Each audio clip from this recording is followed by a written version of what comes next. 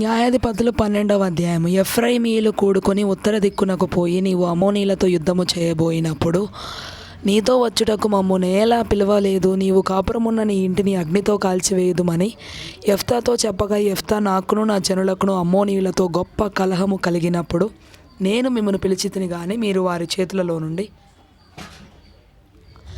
నన్ను రక్షింపలేదు. మీరు నన్ను రక్షింపకపోవుట నేను చూచి నా ప్రాణమును అరచేతిలో ఉంచుకొని అమ్మోనీయులతో యుద్ధము చేయపోతిని. అప్పుడు యెహోవా వారిని నా చేతికి అప్పగించెను గనుక నాతో పోట్లాడుటకు మీరేలా నేడు వచ్చితిరనెను.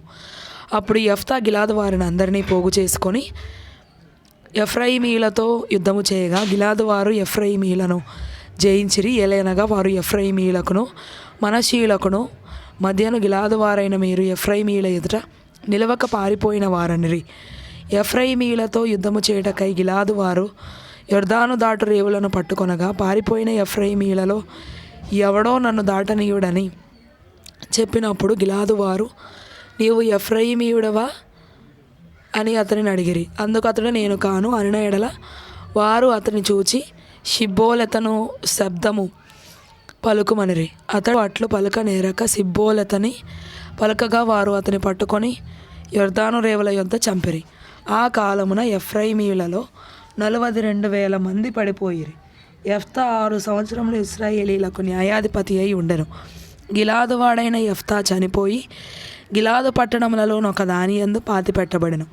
అతని తరువాత బెత్లెహేము వాడైన ఇబ్జాను ఇశ్రాయేలీలకు అధిపతి ఆయెను. అతనికి 30 మంది కుమారులను 30 మంది కుమార్తెలను ఉండిరి. అతడు ఆ కుమార్తెలను తన వంశమున చేరని వారికిచ్చి తన వంశమునకు చేరని 30 మంది కన్యలను తన కుమారులకు పెండ్లి చేసెను. అతడు 7 ఏండ్లు ఇశ్రాయేలీలకు అధిపతిగా నుండెను. ఇబ్జాను చనిపోయి బెత్లెహేములో పాతిపెట్టబడెను. అతని తరువాత జెబూలూనీయుడైన ఏలోను ఇశ్రాయేలీలకు అధిపతి ఆయెను. అతడు 10 ఏండ్లు ఇశ్రాయేలీలకు అధిపతిగా నుండెను.